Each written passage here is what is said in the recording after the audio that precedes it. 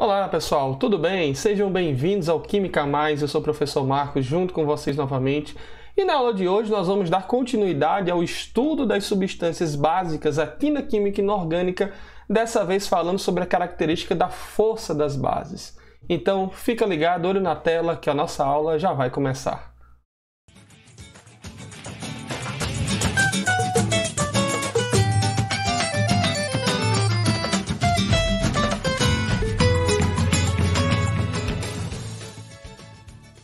Então, meus amigos, falar de força das bases é falar cotidianamente, quimicamente falando, do caráter corrosivo que essas substâncias irão apresentar. Esse caráter corrosivo também está presente, é bom a gente lembrar, lá nos ácidos, né? A gente sabe que alguns ácidos apresentam um grau de corrosividade muito alto. Se tiver contato, por exemplo, com a pele humana, é capaz de provocar queimaduras extremamente sérias e graves. Então, nas bases, isso não é diferente. Não é porque uma substância é básica, que terá uma classificação exatamente contrária de um ácido, que ela deixará de ser nociva ou perigosa para a saúde de uma pessoa, por exemplo. Então, estudar a força das bases é também estudar o caráter corrosivo dessas substâncias.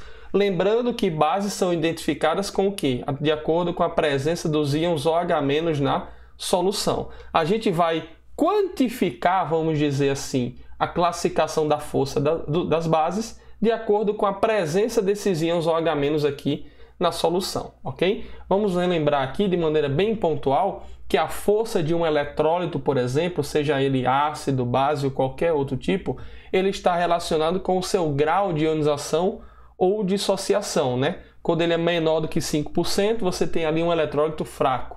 Quando ele é entre 5% e 50%, você tem um eletrólito moderado. E quando ele é maior que 50%, você tem um eletrólito forte. A gente fez essas classificações lá para os ácidos, né? Hidrácidos fortes, moderados e fracos. Os oxiácidos muito fortes, moderados e fracos. Aqui nas bases, essa classificação ela vai ser bem mais enxuta e bem mais resumida. Ela vai se dispor apenas dessas duas classificações que vocês estão vendo aí, ó.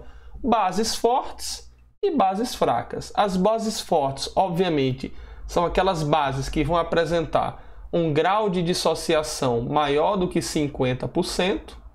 E as bases fracas, elas vão apresentar grau de ionização menor do que 5%. Nesse caso aqui, a gente não tem nenhuma base sendo classificada como moderada. Ou vai ser forte, ou vai ser fraco. Belezinha? Então, as bases fortes, aquelas bases que são mais perigosas, que são corrosivas, que apresentam risco à saúde da pessoa, obviamente, se tiver contato com a sua solução, quem serão essas bases aí? Tá aqui, ó. São as bases das famílias 1A e 2A, ou seja, dos metais alcalinos e dos metais alcalinos terrosos. Como assim, Marcos? Base das famílias 1A e 2A. Vamos lembrar que a fórmula com que a gente representa uma base, como é que é, pessoal?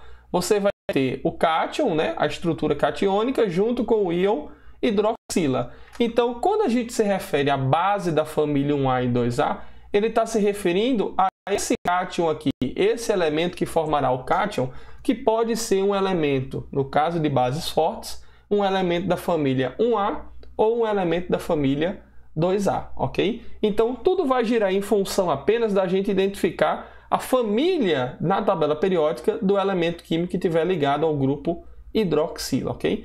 Aqui vale uma ressalva, existe uma exceção para essa regrinha aqui. E essa exceção eu vou colocar aqui para vocês, ó. A exceção nossa aqui, ela vai ser o quê? Os elementos berílio e magnésio. Berílio e magnésio, eles fazem parte da família 2A na tabela periódica, ok? Então, dessa regrinha aqui de bases fortes, os elementos que constituem a família 1A e 2A, com exceção do berílio e do magnésio, vão formar o que a gente chama de base forte, ou seja, bases corrosivas. Fornecendo exemplos aqui, ó, observa só.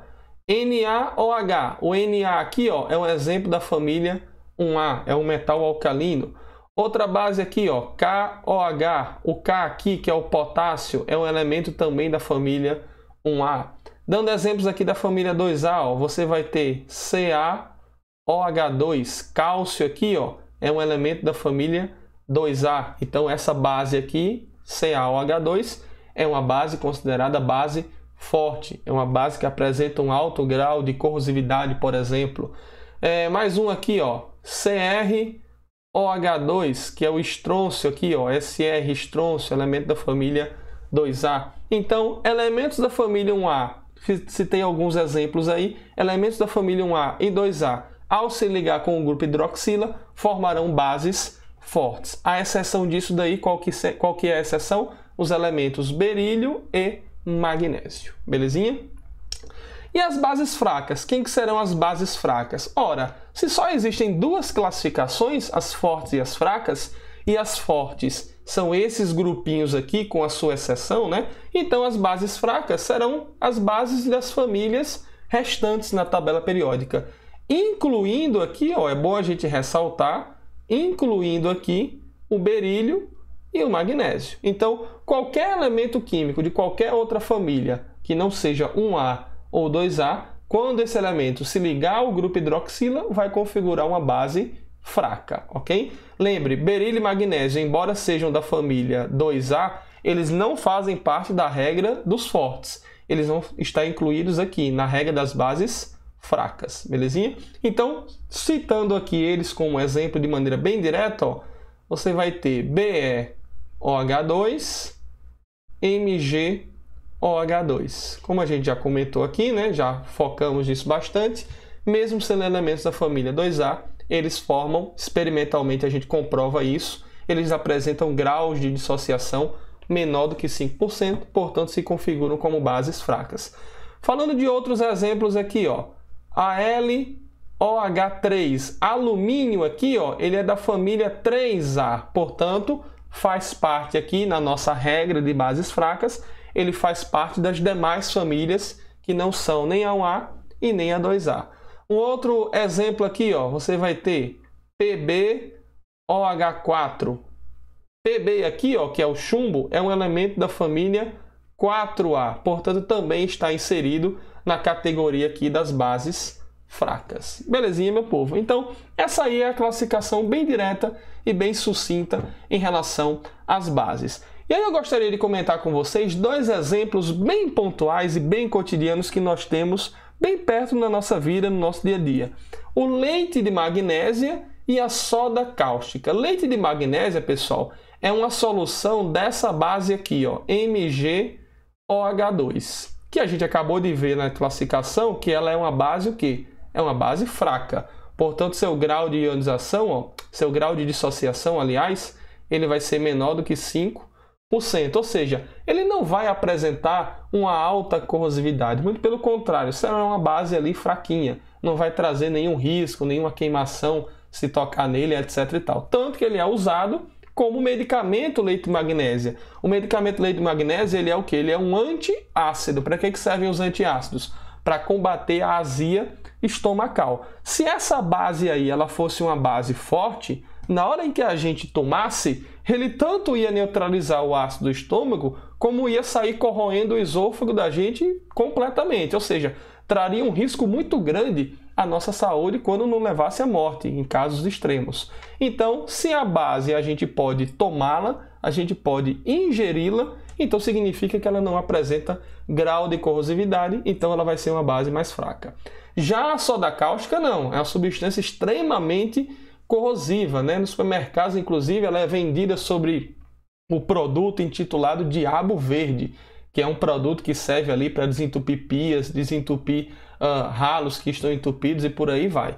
Então essa soda cáustica aqui, ó, ela é a base NaOH. Na, ó, família 1A, é uma base extremamente forte, extremamente corrosiva. Algumas pessoas apenas em sentir o cheiro que é provocado pela essa solução aqui, elas chegam a ficar com alta grau de alergia, vamos dizer assim, olhos lacrimejando, tosse. Então é uma substância que requer todo o cuidado, inclusive na venda dela nos estabelecimentos, né? Ela é vendida sobre o alerta na embalagem, sobre o alerta de que ela apresenta corrosividade e ela apresenta risco para a saúde humana, belezinha? Então, duas substâncias aí que estão entre as mais cotidianas em relação às bases. Uma fraca, a gente pode inclusive tomar, pode inclusive consumir, serve para neutralizar a acidez estomacal, e outra extremamente perigosa, que a gente só pode usar com o devido cuidado, luvas, proteção, óculos e por aí vai, ok? Então, galerinha, essa foi a nossa aula sobre a classificação das bases em relação à sua força. Espero que vocês tenham gostado. Lembre-se de se inscrever no nosso canal, curta a nossa fanpage no Instagram. Um forte abraço a todos, fiquem com Deus e até a próxima aula. Tchau, tchau!